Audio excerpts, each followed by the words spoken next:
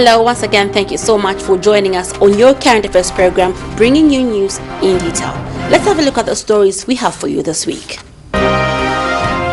Typhoid, anthrax, cholera, and sleeping sickness are the 4 epidemic disease outbreaks recorded in the first quarter of 2014, as government admits it is yet to carry out a surveillance of the extent of the sleeping sickness situation in Lusaka.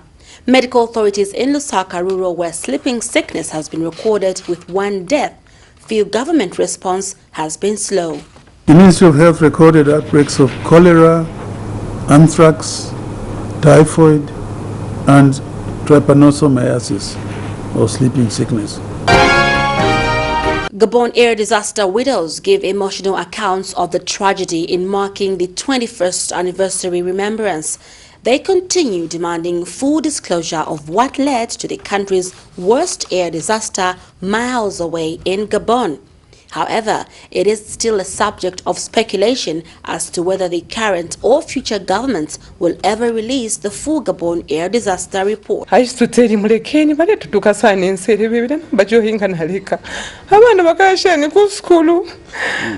he listened to me. This time I would have been alive. St. Luke's Mission Hospital in Refunza prepares to mark 50 years of existence. The last 50 years have been marred by failures and successes. With the high incidence of road traffic accidents on the Great East Road, the hospital has for the past 50 years been the first point of call in emergency services. I think was when the Ronsil bus overturned at Longo Bridge, and that one we admitted more than 70 patients. So that was quite overwhelming for the hospital. I'm Francesca Piribanda, and you're watching The Scoop. More than 2 decades since the Gabon air disaster robbed the country of an entire national soccer team and Zambia Air Force crew, widows of the victims are yet to heal. The wounds are as fresh as when the tragedy struck way back on 28th of April 1993. In fact, some widows believe their loved ones are still alive and will one day turn up. Now, this is on account of government's failure to give a full disclosure of what really happened. In part 2 of Gabon air disaster Untold Stories, we get to hear of the disparities in how the 16 billion kwacha then compensation money was shared among the widows and affected families. Other revelations emerging is the strong belief some widows still carry 21 years later that their husbands are still alive. This stems from government's alleged failure to issue a comprehensive report of what caused the tragic accident. In an emotional live television show on Monday, marking 21 years since the Gabon air crash, widows emphasized on the need for government to issue the full report. No matter what it takes, the government has to tell us what really transpired. Because if a chairman, I can't just die just like that. When I see him, it seems more like he's in Gabon. If a chairman is alive in Gabon, I can see him. I don't believe if a chairman is gone. That's why they think I'm rude. No matter what it takes, the government has to tell me what really transpired. They have to know. Whether it will take 50 years or 100 years, the government has to come out in the open and tell us what really happened on that fateful day. The way the government took us, they think that each time we are having this memorial, we are going there to beg. It's not that. Those people, they went to Senegal carrying a national team flag, a Zambian flag. They didn't go there for leisure or just for holiday. No, they went there carrying a national team flag, a Zambian flag. When you are widowed, people will look at you like you are a witch, a finished person, whatever bad thing. A prostitute. A prostitute, more especially for us we were very young. If they see you, a friend talking come to with a man, not just a friend come with a car parked at your yard. Wherever you go, you are all about. Yes.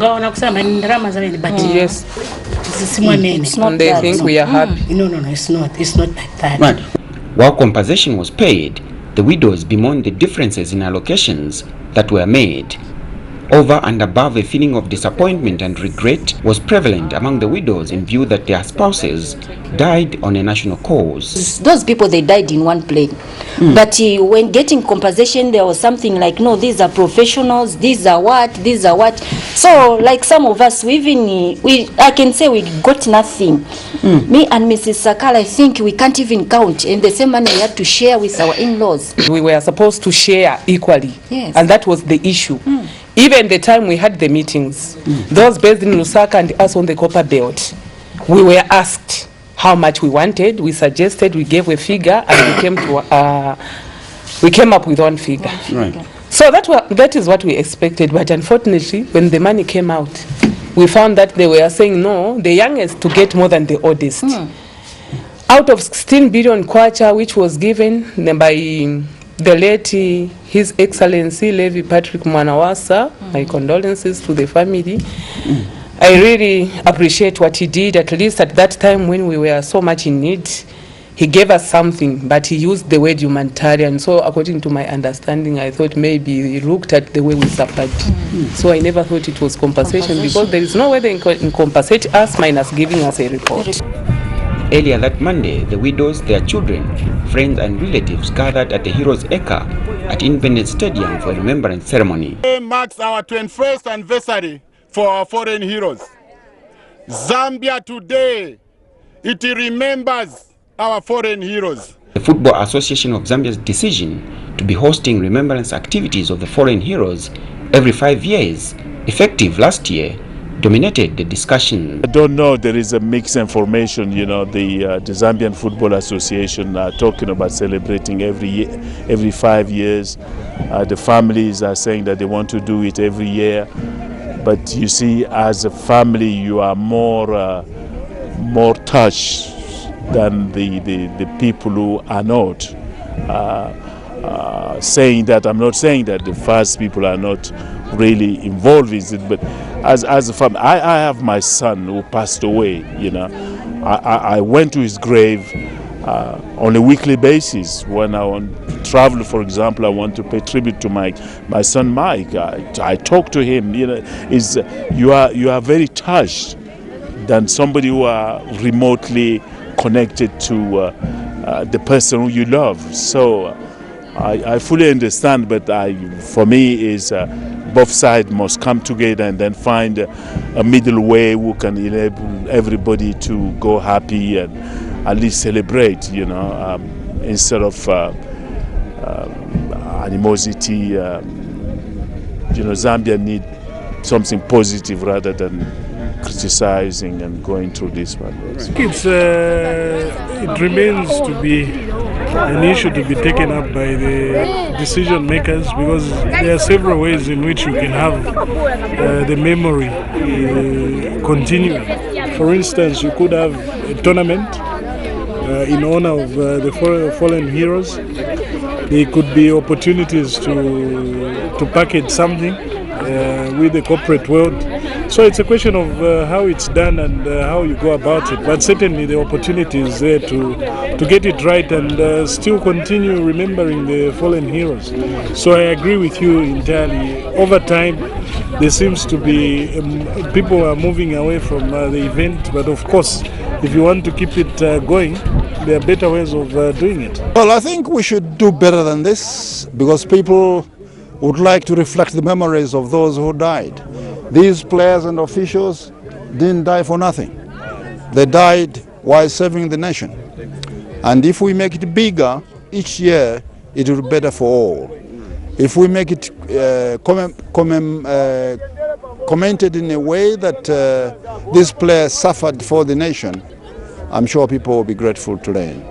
They later found time to visit and share with the late Dennis Lwewe's widow, Sylvia, on her loss over the death of the soccer icon. The widows share a lot in common with Mrs. Lwewe, like the fact that their husbands died in the month of April, and so did Dennis Lwewe. The Lwewes have been a part of us for the past 21 years. It's something that people don't know about. From the day the disaster happened, Mr. Dennis Lwewe has always made sure that his son Ponga knows exactly what is happening to us.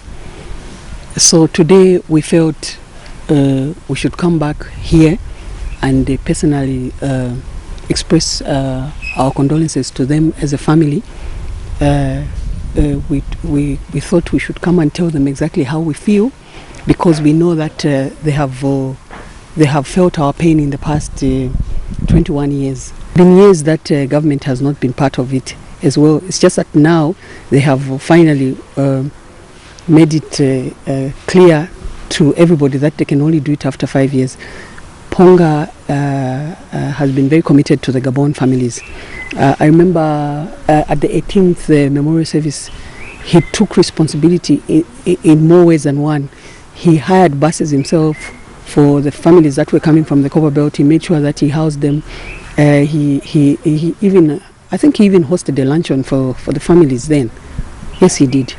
So with us, there's nothing new about what Ponga does with us, and I can only say that it is very comforting to know that somebody out there thinks of us in the way Ponga does. The Gabon Air Crash widows, although possess different personalities, have for the past 21 years bonded together on a shared desire to know the truth of the single event that turned their lives upside down. In June of 1964, St. Luke's Mission Hospital opened its doors to the public in service for humanity. Next month, the hospital will mark 50 years of existence, and hospital administrator Sister Valeria looks back at the last half a century with pride and also some regrets. Of a particular concern to the hospital is the overwhelming numbers of accidents victims it has dealt with over the years. Road traffic accidents on the Great East Road are on the upswing. A number of factors have been cited for this escalation in road carnage. St. Luke Mission Hospital in Mpasha area is one of the health facilities that has from time to time dealt with victims.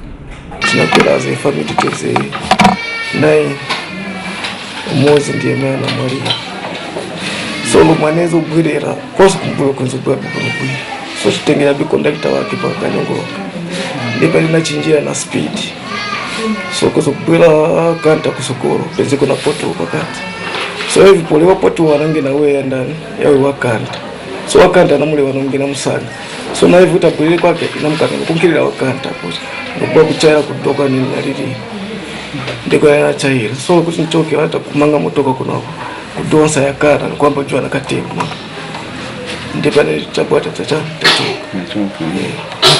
but hivi icha kabisa na 3 minutes na kwa basi mzaka mtagisa amnyama abona tena hivyo kutoka muda patwa mule ongena na hivi aliwera kwa mimi so na wendo cha na stizo maji momenti na chokela maji so na ndanga mpando ndio unancha so na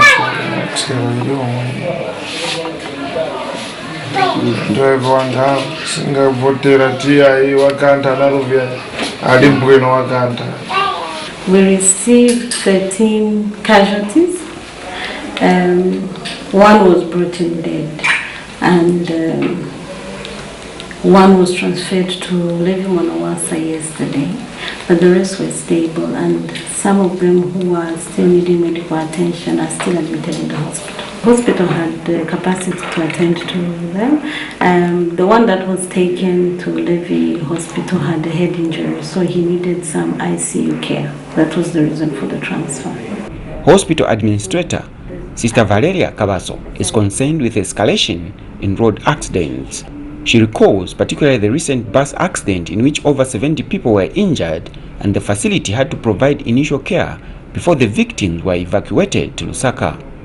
I think it was when the Ronsil bus overturned at Longo Bridge, and that one we admitted more than 70 patients. So that was quite overwhelming for the hospital. Villagers are equally concerned with the increase in road accidents on the Great East Road. They have a number of requests to the authorities in trying to curb the road carnage. Ya Pagamaningi area ino. Manja pa yesterday kunadi accident kwa chitika ma accident ya Biruku. Futi ina nguko pafupi na kulwano ku turn off yalo ano futi kuli accident inangu na lelo hapo yachitika pano. So Lord ifunika kucheckinga please. Mapotos ya paka mumsevo ya mene alengesa ma accident. Accident yachitika pali imotoka driver tuza kuti enzolewa poto enzo kulusaka enda kuchipata so enzolewa poto pakakona apa then pena missing a load ndi pena abwera kugwa kuno otipempha kwa mahambu from Kanyongoloka to Lufunsa mkatifakire kwa mahambu kuti azita avoid ma accident. Tikupemphani boma please. Mahams wanafaka but my drivers waenda speed oti sometimes in other way ngati munga ni pasande so upa sometimes mwana angabunkiwe so tipempako kuli basogole bakusogolo please watuone kumunga maruru areas and then na mahams yenangu yali moipa so that yanga paiso moyo wantu wambiri. The hospital, notwithstanding, has to equally provide healthcare services to villagers in the catchment area. However, the facility faces a number of challenges in fully meeting its mandate. I think the hospital has really grown from being a rural health center, kind of a setup, to a hospital running. It's a first level hospital, but currently it's running like a general hospital. And it has increased from 37 beds to about 100 beds. And I would say over the years, we have really improved in healthcare. The quality of care we are giving to our community, and since 2009 we've opened up a school of nursing. Some of the challenges we've been facing are funding. It's quite erratic, but it comes, and housing for our staff, in the sense that they are also, to retain them is quite difficult because when they are sent here they expect to be accommodated, but we don't have enough housing. Another big challenge is the electricity, which we don't have, but thanks to government, it's on the way. We don't know how long we still have to wait, but at least there's hope that we will be connected to the national grid. With 50 years of existence to its credit, Hospital Administrator Sister Kabaso remains positive of better years ahead. Well, I think us being a hospital that is here to give service in terms of health and improve the health of the people and the community, I think for us, when we have a healthy community, it means it's a healthier Zambia. Unless road safety is enhanced on the Great East Road, St. Luke Mission Hospital may continue being the first point of relief for victims. Government is to conduct a sleeping sickness surveillance in Lusaka Rural to establish the extent of the outbreak. One person has died following the outbreak of the disease, with scores others treated of the ailment. Health Minister Dr. Joseph Kasonde says the disease surveillance exercise will be conducted in the second quarter of this year. 4 patients suffering from sleeping sickness remain admitted at St. Luke Mission Hospital in Rufunsa district. Emmanuel Tembo is one of the 4 victims of the disease, which has been recorded mainly in Rubalashi area bordering Luangwa district in Lusaka Rural. Since the outbreak late last year, 1 person has died. We've been recording a steady increase in the number of cases of human African trypanosomiasis. So far at the hospital, we've diagnosed about 7 cases, out of which only 1 was a female. The rest were area where we are recording these cases. It's from Lubalashi, which is maybe north along the Great East Road, but you have to go towards the Luano Valleys, the Lunsefa area there. So those are the spots where we are receiving the patients from. We've lost 1 male who was on treatment at the hospital here. He died while on treatment. That was on day 3, because normally we follow the schedule of a 10-day course of the drug called Melasopro.